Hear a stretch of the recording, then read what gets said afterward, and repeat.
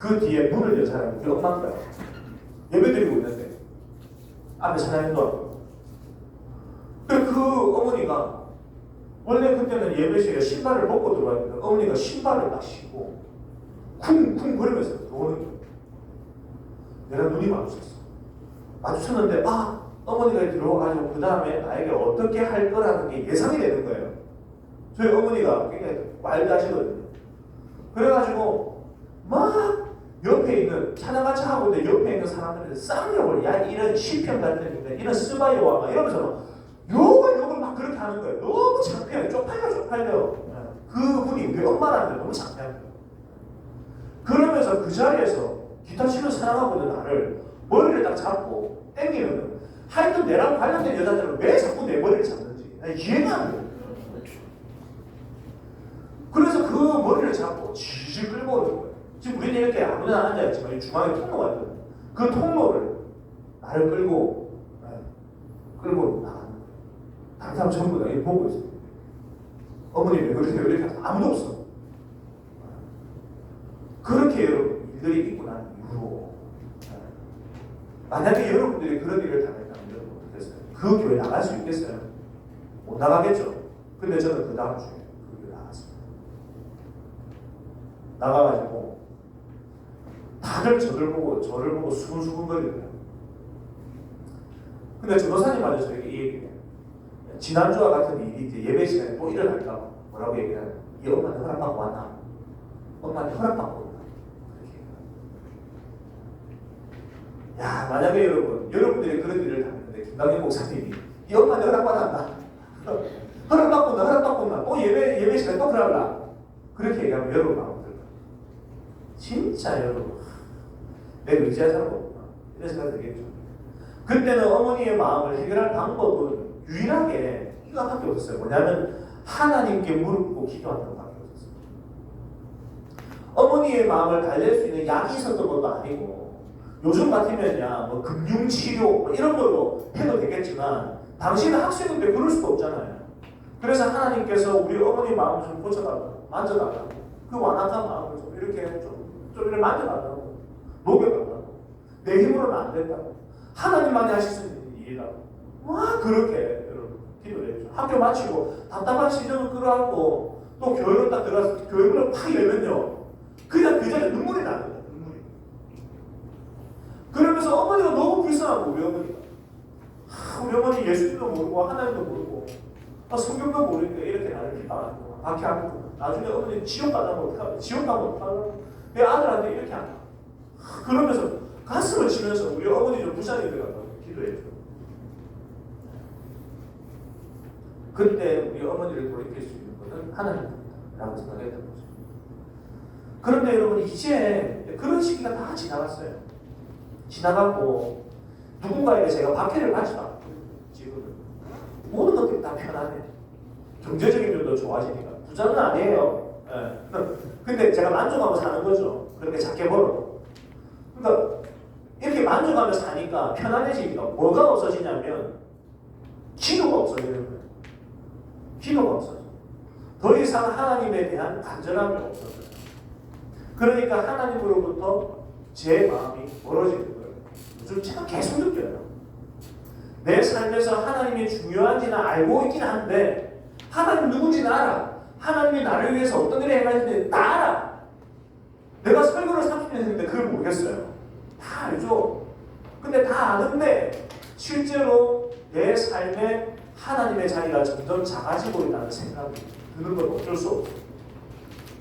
하나님께서 계셔야 할 영역에 물질적인 것을 채워가면 우리의 마음이 하나님으로부터 자연스럽게 멀어지게 되어 있습니다. 과거에는 과학이 발달하지 않았기 때문에 할 수 없는 것들이 굉장히 많았거든요. 그런 것을 다 하나님께서 하셔야 될 일이라고 생각했었어요. 그때는 예를 들면 우주라든지 태양이라든지 하늘의 별들을 보면 하나님 나라를 생각하고 그랬어요.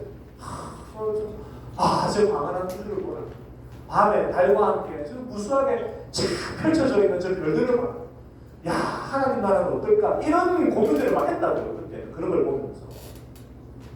그러니까 여러분 이런 시편이 나오는 거죠. 어떤 시편이 나오냐면 이게 이제 하늘이 하나님의 영광을 선포하고 궁창이 그 속에 나타나는 날은 날에게 말하고 밤은 밤에게 지시되는 언어도 없고 들리는 소리도 없지만 그 소리가 온 땅에 뭡니까? 온 땅에 거하고 그 말씀이 세계 끝까지 이깁니다. 이런 시편이 나오는 거예요. 또 이런 노래가 있죠. 주의 손가락으로 지으신 주의 하늘과 주가 베풀어 주신 달달들을 내가 봅니다. 사람이 무엇이길래 주께서 나를 생각하십니까? 그리고 인간이 무엇이길래 주께서 나를 그렇게 돌보십니까? 이런 표현들을 하는 거죠. 과학이 발달하기 전에. 근데 여러분, 이렇게 말로 표현할 수 없는 자연 만물과 장엄하고 웅장한 산란한산, 그리고 절대적인 질서와 우주의 섭리를 보면서 하나님을 노래하지 않을 수가 없었다는 거죠. 그리고 살면서 불가항력적인 사고를 만날 때도 있고요. 그리고 피할 수 없는 사건에 휘말릴 때도 있고, 그리고 두려움이라든지 슬픔이라든지 이렇게 사람의 힘으로 도저히 극복할 수 없는 일들을 우리가 많이 만나잖아요. 그럴 때는 우리 선조들이 어떻게 했는지 아세요? 이 온 우주를 창조하신 하나님께서, 이 온 우주를 다스리시는 하나님께서 이깟 어려움 계속했냐? 기도하자. 하나님이 해결해 주신다. 이렇게 다 했어요. 이렇게 다 했어. 그런데 여러분 오늘은 어떻습니까? 오늘날 다 유물론적인 사고야. 아폴로 11호 타고 달에 이렇게 착륙을 하니까 하는 첫 번째 말이 뭡니까? 여기에는 신이 없다.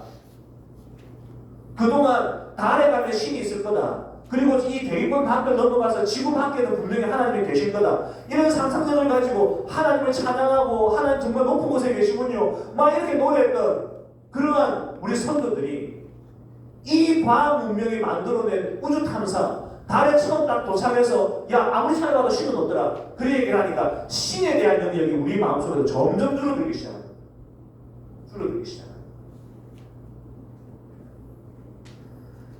그러니까 여러분 이 불가항력적인 사고를 만날 때 돈으로 하면 못할 게 없어지는 시대가 됐고, 피할 수 없는 사고에도 돈으로 해결할 수 있고, 또 두려움이라든지 슬픔이라든지 우울함이라든지 이런 것들이 있으면 병원 가서 그냥 약처럼 받고 한 달 정도 먹고 나면 원래 상태로 돌아오니까 굳이 하나님을 믿을 이유가 없는 거죠. 유물론적인 사고방식입니다. 그렇게 되니까 사람들이 이제 어떤 생각을 하게 되냐면, 야, 창조 말도 안 되는 소리 하지 마라. 창조는 너무 비과학적인 게 아니야. 과학적인 근거가 전혀 없다. 그리고 창조는 학문이 아니다. 그건 그냥 교회를 다니는 사람들이나 주장하는 학문의 가치 없는 것들에 불과하다. 사람을 하나님보다 좀 못하게 지었다고?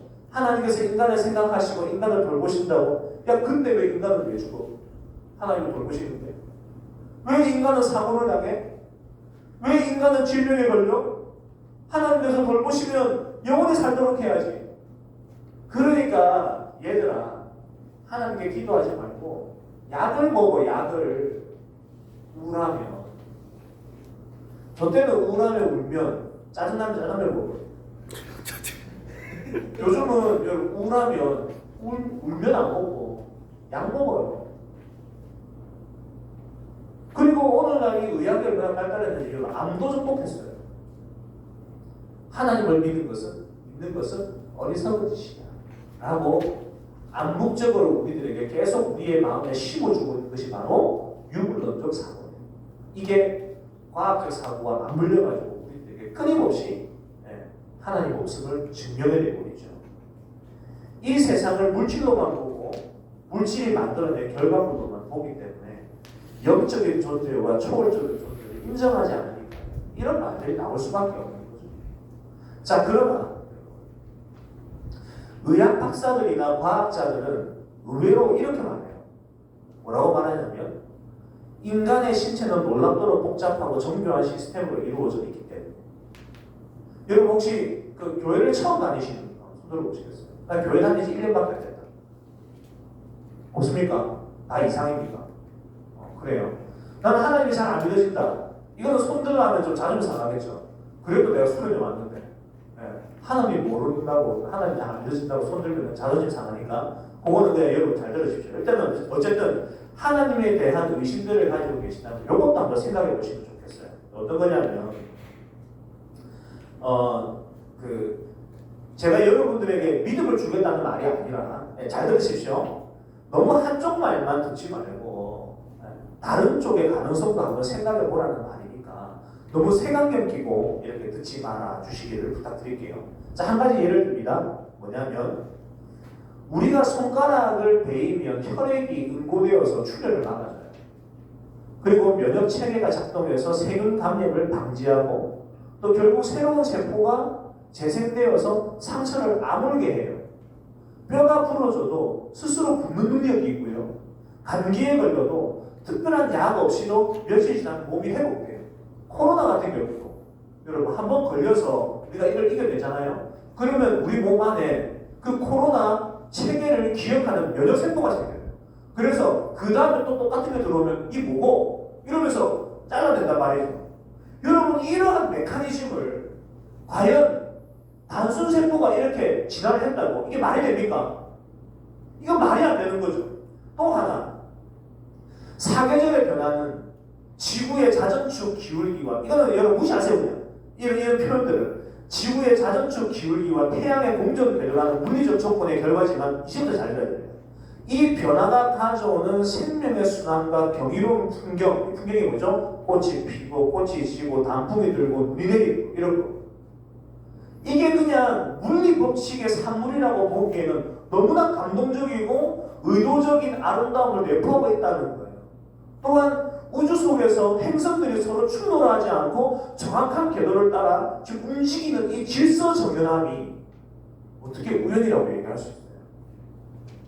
이건 절대적인 규칙과 법칙이 작용하고 있다는 것을 이야기하는 거죠. 그래서 여러분 의학 박사들과 과학자들이 이렇게 얘기를 해요. 신의 존재를 인정할 수밖에 없다. 안타까운 것은 이들이 신을 믿지는 않아요. 그렇지만 이런 체계들을 보면 신이 있을 수 있다 라고 얘기를 한다는 거죠. 여러분 여기서 우리가 질문 하나 할게요. 태양을 중심으로 돌고 있는 행성들의 회전 주기가 서로 충돌 없이 질서 있게 돌아가는 것, 그리고 이 지구 안에서 일어나는 자연 생존의 순환과 규칙이 무질서에서 만들어진 것입니까? 아니면 질서에서 만들어진 것입니까? 이거 여러분 잘 대답하셔야 돼요. 다시 말하면 무질서에서 질서가 나옵니까? 질서에서 질서가 나옵니까? 애매하십니까? 답을 말씀드릴게요. 무질서에서는 질서가 나올 수 없습니다. 질서에서 반드시 질서가 되물려지고 그 되물려진 질서에서 또 다른 질서가 나오는 거예요. 그러니까 여러분 이 지구가 이 우주의 행성이 규칙과 질서로 정확하게 돌아가고 있다면 이거는 반드시 질서를 처음 창조한 존재가 있다라고 하는 사실을 이야기해 주는 거예요. 바로 질서는 무질서에서 우연히 만들어지는 것이 아니라 시작부터 질서 있게 운영되어졌다는 거죠. 그리고 이 질서를 만든 존재가 이 질서를 계속 지금 유지하고 있기 때문에 지금 이 질서가 무너지지 않고 계속 이어지고 있다라고 하는 사실이죠. 아무리 무질서한 인간이라 할지라도 모든 나라의 국민들은, 모든 국가의 국민들은 질서에 순응하고 또 무질서를 불편해합니다. 이는 무엇을 의미하죠? 인간은 모두 질서 있는 존재다. 인간이 우연히 선택했다면 왜 질서를 사모하고 질서를 추구할까? 그게 신기한 거죠. 그렇다면 이 질서를 부여한 존재가 누구인가? 질서를 부여했다면 분명 우리가 살고 있는 이 물질 세계 그 이전에 이미 존재했다라는 그런 의미를 가지고 있는데 도대체 그 물질 세계가 생기기 전에도 존재한 이 존재는 누구인가? 라는 것입니다. 이것을 창세기에서 말하고 있어요. 태초에 하나님이 천지를 창조하십니다. 그리고 2절을 제가 세 번으로 읽어볼게요. 땅은, 자 1절이 뭐냐면 하나님이 하늘과 땅을 창조하셨습니다. 태초에. 그리고 2절에 보니까 그때 이 창조한 땅의 상태가 어땠냐? 형태가 없고 비어 있었으며 어둠이 깊은 물 위에 있었고 하나님의 영은 수면 위에 움직이고 계셨습니다. 이게 세 번역이에요. 여러분 하나님께서 태초에 하늘과 땅을 창조하셨고 그런데 땅이 어땠다고? 형태가 없고 비어 있었다는 거죠. 이 상태가 무슨 상태입니까? 무질서의 상태잖아요. 무질서의 상태. 그런데 이 무질서의 상태에서 하나님께서 그 다음에 무엇을 창조하십니까? 빛과 어둠을 창조하시고 빛을 낮이라 부르시고 어둠을 밤이라 부르시니 저녁이 되고 아침이 되니 이는 첫째 날이라. 뭐가 만들어진 거죠? 시간이 만들어진 거예요. 시간. 질서죠. 여러분 질서에는 반드시 시간적 흐름이 있어야 돼요. 그러니까 질서를 부여하시기 위해서 맨 처음 하신 것이 시간을 창조하신 것입니다. 이런 식으로 창세기 1장은 하나님께서 무질서한 땅에 질서를 부여하시고 규칙을 만드셨다라고 하는 거예요. 정말 유물론을 주장하는 것처럼 초월적인 존재는 부정할 수 있는 것인가요? 오히려 부정한다는 것 자체가 모순인 거죠. 초월적인 존재는 있다. 왜 이런 지루한 이야기를 제가 지금 졸고는 여러분들 앞에서 하고 있냐. 이제 본론으로 들어갑니다. 잘 들어주십시오. 처음부터 제가 잘 들어가 얘기했죠. 그렇죠? 자, 네, 점점 중요한 얘기가 지금 나오고 있어요. 자, 그리고 여섯째 날에 하나님께서 사람을 창조하세요. 그런데 이 사람을 아주 독특하게 창조하세요. 어떻게 창조하시냐면 창세기에 보니까 자기의 형상대로 사람을 창조하셨다. 그렇게 되어 있죠. 여기서 자기의 형상이라고 하는 의미가 무엇인가? 바로 내가 하나님의 형상이라고 한다면 일단 여러분들 생각해 보십시오. 제가 하나님의 형상을 닮았다라고 생각한다면 우리는 이렇게 생각할 수 있어요. 야, 그럼 하나님은 눈이 작으시고 머리가 크구나. 이렇게 생각할 수 있는 거죠. 근데 그걸 얘기하는 게 아니라 하나님께서 사람을 창조하실 때 사람이 하나님과 교제할 수 있는 존재로 창조하셨다. 교제할 수 있는 존재. 그 요소 가운데 하나가 바로 마음입니다. 마음. 이 마음은 하나님의 형상으로부터 발현되어지는 것이기 때문에 우리가 생각하고 결정하고 느끼는 모든 중심이 되는 것이 바로 마음이에요. 쉽게 얘기하면 우리가 하는 모든 행동의 원인은 우리의 마음이 결정하고 우리의 마음이 시작하는 거예요. 이해되시나요? 그래서 여러분 우리가 하는 모든 행동은 행동 그 자체가 전부가 아니에요. 분명히 행동하기 위해서 이 행동을 시작한 원인이 있는 거예요. 그 원인이 뭐다? 마음이라는 거예요. 마음. 유물론에 치여 있는 사람들은 야 말 같지도 않은 소리 하지 마라. 뭔 개소리고 이러면서 막 이렇게 얘기를 한단 말이에요. 그런 게 어딨냐? 인간의 행동은 뇌에서 어떤 통제하고 지시하는 물질이 분비돼가지고 어떤 의지를 가지면서 행동하는 것이 다 물질로부터 시작되는 거야. 마음이라는 건 없어. 이렇게 생각한다, 이렇게 얘기한단 말이에요. 유물론자들. 근데 여러분 생각해 봅시다. 어제 그 형제, 어떤 형제? 12년 동안 한 자매한테 몰빵한 형제.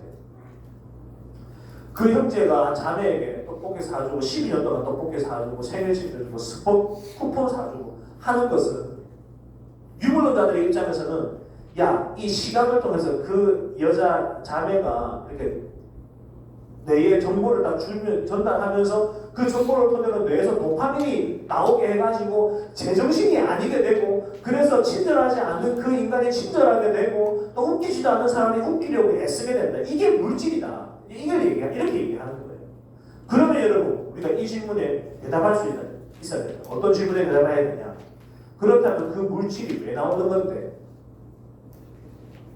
그 물질이 나오게 되는 원인이 뭔데? 무엇에 의해서 나오는 건데? 그렇게 이런 상황에서 나오게 하게 한 그 메커니즘을 도대체 누가 만든 건데? 그러면 이 질문에 대답을 해야 돼요. 대답을 못해. 몰라. 그냥 그렇게 정해져 있었어. 그 상황 되면 그 물질이 나와. 누가 어떤 상황에서 그 물질이 나오는지도 몰라. 근데 그 상황이 되면 이 물질이 나와. 그렇게 얘기를 하는 거죠. 그럼 우리는 그래 그 존재가 누구냐? 그렇게 나오게 하면 존재가 누구냐? 그렇게 얘기하면 유물론자들은 말을 못해. 여러분 때문에 성경은 그걸 뭐라고 얘기를 하느냐? 기독교는 마음이라고 얘기를 하는 거예요. 그리고 그 마음은 바로 하나님의 형상을 통해서 작용되어집니다. 때문에 우리의 모든 행동은 다 마음에서 시작돼요. 마음의 상태가 행동으로 나타나는 거예요. 이제 우리가 같이 어제 우리가 같이 그 다솔식당에서 점심을 먹었을 때 들은 이야기가 제가 있어요. 그게 뭐냐면 이번에 수련회 참석한다고 특별히 직장에 허락을 받고 온 청년들이 있다고 그런 얘기를 들었어요. 수련회 가기 위해서 허락을 받는다는 건 여러분 뭔지 아세요? 굽신거려야 된다는 얘기예요. 요즘 여러분 그만뒀으면 그만뒀지 굽신거리는 거 진짜 싫거든요. 내가 뭐 끌릴 게 있다고 내가 뭐 모자라서 굽신거리고 차라리 내가 이러고 만 이렇게 생각하는 시대가 요즘 시대예요. 그런데 수련회 가기 위해서 굽신거렸다. 한 연봉만 8천 되나? 여러분 비굴하게 굽신거리기 싫어하는 이 시대에 직장 상사, 책임자, 그리고 동료들에게 굽신거려서 수련회 참석하는 진짜 좀 쉬운 일 아니에요. 그리고 거기다가 군대 간 친구가 휴가를 받았는데 그걸 자기를 위해 쓰지 않고 황금 받던 휴가를 수련회에 참석을 합니다. 왜 그럴까? 제가 곰곰이 생각해봤어요. 두 가지 이유로 압축이 되더라고요. 첫 번째, 여자친구가 없던가 아니면 여자친구가 여기에 있던가 둘 중에 하나인 거죠. 둘 중에 하나 어떤 겁니까? 병장님 전자입니까? 후자였으면 하는 바람이 있었는데 너무 아쉽네. 후자였다 그러면 바로 12년 동안 열심히 봉사한 그 형제가 저 형제가 아닐까 이런 생각을 하게 되는데 아무튼 그래요. 여러분 저는요 왜 이 두 사람이 두 청년이 그런 행동을 하게 되었냐라는 거죠. 왜 굽신거렸냐 수련회 가기 위해서 좀 부탁드리겠습니다 이런 얘기 왜 하냐는 거지. 이 행동을 이렇게 행동을 하는 그 형제의 마음이 어땠냐라는 거예요. 그리고 휴가 나왔는데 내가 뭐 이제는 너 군복 안 입고 내가 사복 입고 내가 서면을 남포동을 해운대를 내가 활보하며 다니겠다 이럴 수 있죠. 여자친구도 없는데 지금 당장 구해야지 어디서든. 그러면서 말년 병장이잖아요 지금. 그죠? 네, 짝대기 내기는데 제 아들 짝대기 내기거든요. 제가 지금 은두명인데 그러니까 그런 어떤 상황에서 이 수련회에 오는 그 행동의 시작점인 마음이 어떤 마음이냐. 저는 모든 사람들의 마음에는 무게가 있다고 저는 믿어요. 무게가 있다. 왜냐하면 마음은 반드시 행동으로 표현되어지고 또 마음은 눈에 보이지 않을 뿐 반드시 그 마음은 그릇에 담기게 되죠. 그런데 문제는 뭐냐면 우리의 마음이 가장 무도회의 가면처럼 철저하게 다른 사람을 속이고 나 자신을 속이게 되었다는 거예요. 지금 상태는. 이렇게 순수한 마음, 이렇게 좋은 마음, 선한 마음들을 가지고 있는데 그리고 그 선한 마음은 반드시 선한 행동으로 나타나게 되어 있는데 근데 오늘날 여러분 타락한 이 사회 구조 속에서 우리의 마음은 가장 무도회의 가면처럼 철저하게 다른 사람들을 속이기 위해 이용되어지고 있다는 거죠. 언제부터 그렇게 되었는가? 바로 우리의 조상 아담과 하와가 하나님과의 약속을 일방적으로 깨뜨리고 반역하여서 나도 하나님이 좀 되고자 그런 마음으로 하나님과 결별한 상태에 모이게 되면서 하나님의 영광을 위해 사용되어져야 될 이 마음이 나의 정력과 나의 수치를 가리는 것으로 사용되어지게 되었다는 사실이에요. 그 결과로 내 마음이 선하고 건전한 것을 추구하지 않고 엉뚱한 것을 사랑하게 되는 거예요. 내 마음이 엉뚱한 것을 자꾸 사랑하고 찾게 되는 거예요. 참된 인격체이신 그 하나님과 교제하라고 우리에게 주신 이 마음이 타락하니까 하나님을 떠나게 되니까 인격적이지 않는 것을 사랑하게 되는 거예요. 그래서 무엇을 사랑합니까? 취미를 사랑하고 피규어를 사랑하고 돈을 사랑하고 그리고 여행을 사랑하고 음식을 사랑하고 핫플레이스 감성 이런 것들을 사랑하고 개를 사랑하고 고양이를 사랑하고 뱀을 사랑하고 거북이를 사랑하고 이런 비인격적인 것들을 사랑하게 돼요. 반대로 인격체인 사람은 사랑하지 않아. 자꾸 내 인생의 바운더리에서 사람을 자꾸 밀어. 간혹 사람을 사랑하는 것처럼 보이는 그런 모습도 있긴 해요. 근데 사실은 사람을 사랑하는 것이 아니라 그 사람을 성적인 도구로 이용하려고 하고 쾌락과 즐기는 것으로 사용하려고 하는 사람들이 있죠. 결국 그 사람을 사랑하는 게 아니라 그 사람을 이용해서 비인격적인 쾌락들을 누리려고 하는 그런 목적입니다. 왜 이렇게 되는가? 우리의 마음이 하나님을 잃어버렸기 때문에 하나님을 대신해서 나를 사랑하고 돈을 사랑하고 섹스를 사랑하고 음란함을 사랑하고 물질적인 것들을 사랑하게 되는 거죠. 하나님이 비어있는 그 자리에 다른 것들을 채우려고 하는 거예요. 그래서 여러분, 저는 스마트폰의 위험성을 진짜 여러분들에게 강력하게 어필하고 싶어요. 우리 그 주일학교 아이들한테 저는 엄청 우리 교회 자녀들을 가르치는데 굉장히 예민하거든요. 그리고 그래서 우리 어머니들한테 제가 좀 잔소리를 많이 해요. 애들 스마트폰 교육시켜라. 너희들 개인적인 시간 가지려고 애한테 스마트폰 주지 말고 제발 너희들이 아이들과 함께 지내라. 그게 엄마 아빠의 숙명 아닙니까? 그러려고 너희들이 엄마 아빠가 된 거 아닙니까? 근데 그런 책임감들을 가지고 아이를 믿음으로 잘 키우려고 결혼해가지고 언약의 자손으로 낳아가지고 이렇게 키우고 있는데 그런 가운데서도 책임을 져야 될 그런 상황에서도 책임 안 지고 애 핸드폰 좋아하고 방치시키고 너네들은 너네들끼리 즐기고 이 말이 되냐 이게. 다시 돌아와라. 다시 돌아와라. 제가 맨날 하는 얘기 우리 부모들 제 부모가 아니라 우리 그 애기 우리 주일학교 애들 엄마가 얘기해. 우리 청년 우리 그 개척 멤버들이 다 제 제자거든요. 그래서 제가 막 뭐라 해요. 뭐라 하고 나갈 거 나가라. 왜 이참에 그만두시고 이참에 더 잘할 거예요. 혹시 부목사에 안 가나요? 예. 우리 교회 사람들한테 잘해야겠다. 예. 나를 받아줄 생각이 없네. 그래. 아무튼 그래요. 예. 그러니까 여러분 이게 이 게임을 하다가 지고 나면 다른 게임을 해요. 또 이 다른 게임을 하다가 또 지고 나면 또 다른 게임을 해요. 그러면서 핸드폰 안에 실제로 엄청 많은 어플들이 있는데 실제로 내가 가치기에 대한 어플이 별로 없어. 사용한 게 별로 없어.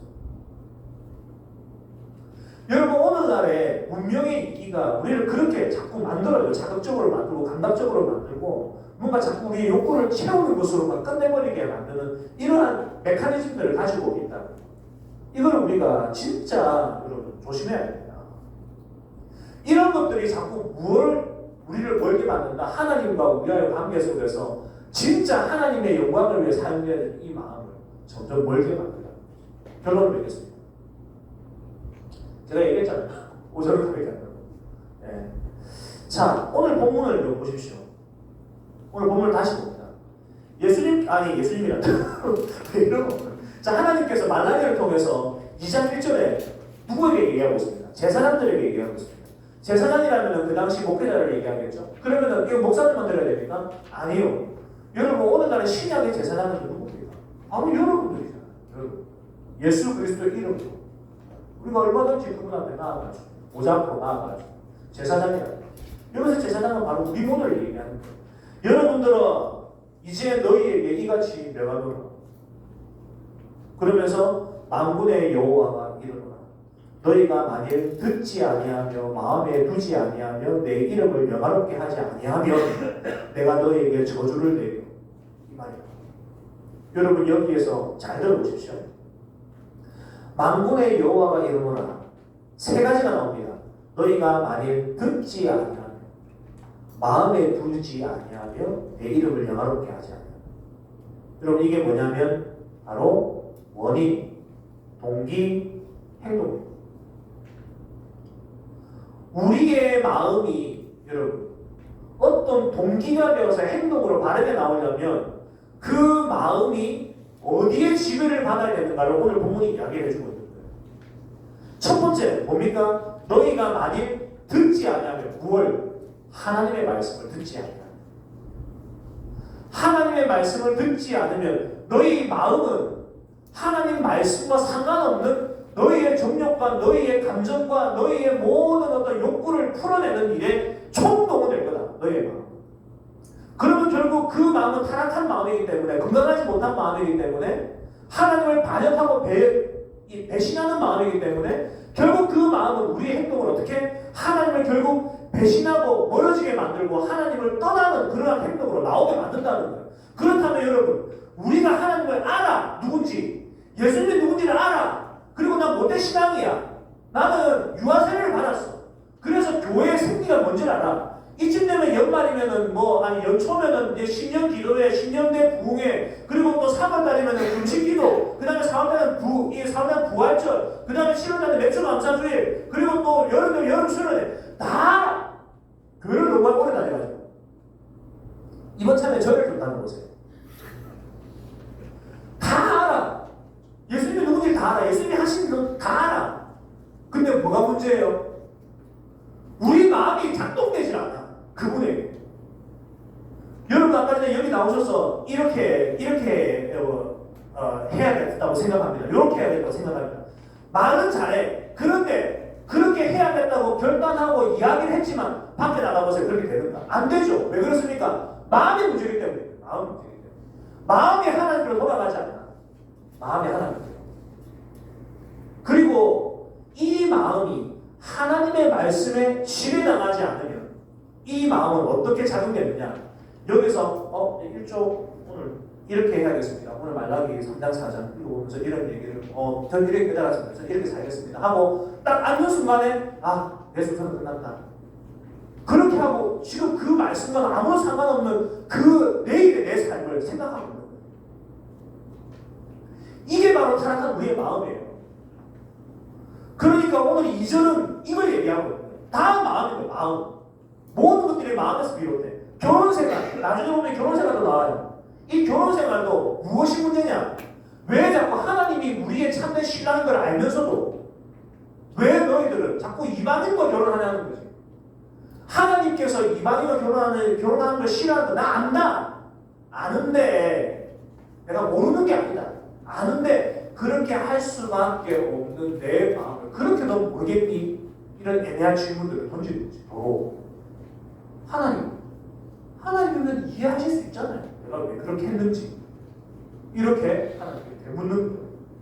그리고 11조 같은 얘기를 해요. 11조도 마찬가지예요. 마음이 없으니까 여러분 11조를 하지 않는 거예요. 여러분 마음은 눈에 보이지 않습니다. 근데 마음은 항상 눈에 보이지 않지만 그 마음이 어떻는지는 우리는 그릇을 통해서 볼 수 있습니다. 행동을 통해서 볼 수 있습니다. 과거에 이 사람이 구원을 받았는지 안 받았는지를 알 수 있을까요? 이제 정리할게요. 이제 정리합니다. 이 사람이 구원받았는지 안 받았는지를 알 수 있을까요? 알 수 있나요? 알 수 없어요?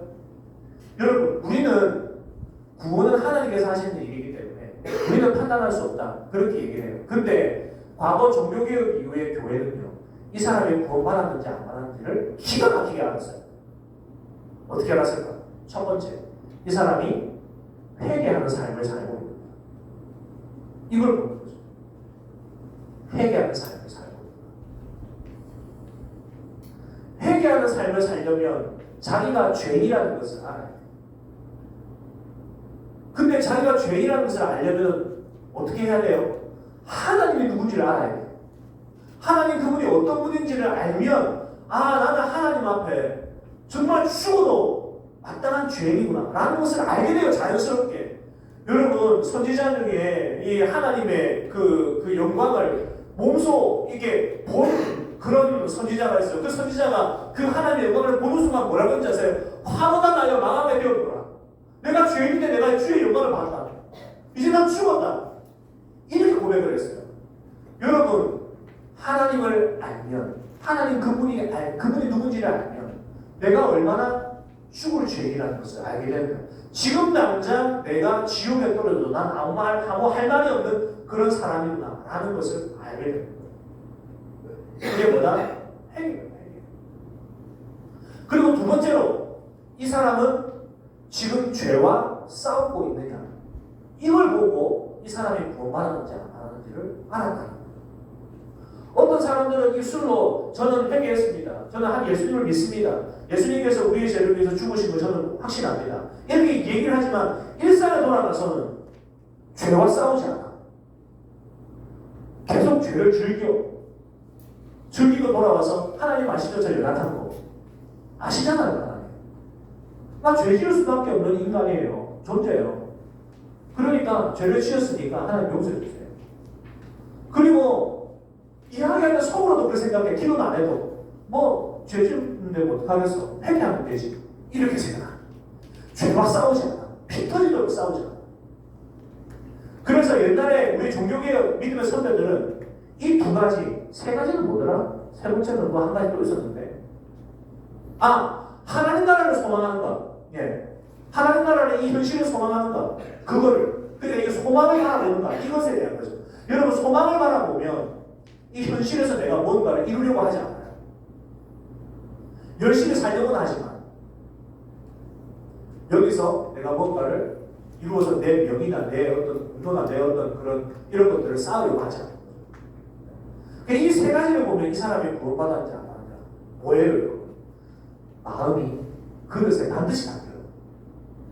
여러분들이 지금 하는 행동과 말들 이런 것들이 사실 이렇게 말하면 그 사람이 내가 어떤 인간인지 알겠지? 이렇게 할 수 있지만 그 이후에 그 사람의 삶을 보면 걔는 거짓말이구나 라는 것을 분명하게 알아요. 왜? 마음은 눈에 보이지 않지만 그릇에 남기기 때문에. 마음은 무게가 있어요. 때문에 오늘은 여러분 이 이야기를 하고 오늘 저녁에 그렇다면 우리의 마음은 어떻게 회복될 것인가? 하나님께서 우리의 마음 내가 다 알아. 율법도 알아. 다 아는데 안 지켜지는 걸 어떻게 해? 아니 하나님께서 영과 진리로 예배 드리시오다 예수께서 말씀하셨는데 다 알지 내가 그거를. 근데 막상 예배 때 앉으면은 지루한 거 어떻게 해? 잠이 오는 걸 어떻게 해? 다 안다고. 근데 안 된다고. 왜 안 되는지. 그리고 하나님께서 이것을 가능하게 하시기 위해서 우리를 위해 어떤 일을 행하셨는지를 오늘 저녁에 이야기할 거예요. 그래서 이 부분들을 가지고 여러분들 우리가 이제는 내가 신앙생활을 어떻게 해야 될 것인가. 이런 하나의 뭐죠? 길, 체계 이것들을 보고 가야지 그냥 바로바로 그냥 맞닥뜨려지는 않거나 한 현상에 그냥 대응만 해가지고는 안 돼. 로드맵을 가지고 계셔야 돼요. 그러니까 자꾸 이렇게 새로운 길들이 갈림길을 맞닥뜨려지면 내가 이 길로 갈까 여기로 갈까? 이 길로 가도 괜찮아? 여기로 가도 괜찮아? 이런 갈등들을 계속 하는 거죠. 그러면 성장이 없어. 여러분 그래서 항상 우리가 이런 개념들을 가지고 이번 수련회를 그렇게 하고 수련회 이후로도 여러분들이 계속 그러한 삶을 살기 위해서 추구하며 내 마음을 새롭게 하는 거예요. 근데 오늘 저녁은 그 마음을 새롭게 하신 하나님이 우리에게 어떤 일을 행하셨는지를 우리가 함께 묵상하고 오늘 저녁 뜨겁게 한번 보내도록 하겠습니다. 질문 있으신 분? 여기까지. 오늘은 강의니까 질문 있으신 분 없습니까? 자, 그럼 제가 기도하고 마치겠습니다. 시작은 기도를 하진 않았지만 마무리는 기도를 하겠습니다. 하나님 감사합니다. 우리의 마음이 내 것이라고 생각했고 그래서 내 마음이다. 내 마음이야. 이렇게 늘 습관처럼 이야기했는데 근데 실제로 내 마음이 아니라 하나님이 원래 주인이었다는 것을 오늘 알게 되었습니다. 그리고 하나님께서는 이 마음이 진리의 법 아래 있을 때에 비로소 마음이 선하게 작동된다는 것도 말씀을 보면서 깨닫게 해주시고 또 이 말씀의 지배를 받는 이 마음이 결국 선한 행동을 이끌어야 된다는 것도 알게 되었습니다. 주님, 우리가 주의 말씀 앞에 진실하게 서게 하시고 오늘도 우리의 마음을 새롭게 하시기 위해서 모든 시간, 모든 분, 초를 사용하시는 그 하나님의 성실하심을 기대하며 살아가는 이번 우리 수련회가 될 수 있도록 도와주시옵소서. 예수 그리스도 이름으로 기도합니다. 아멘.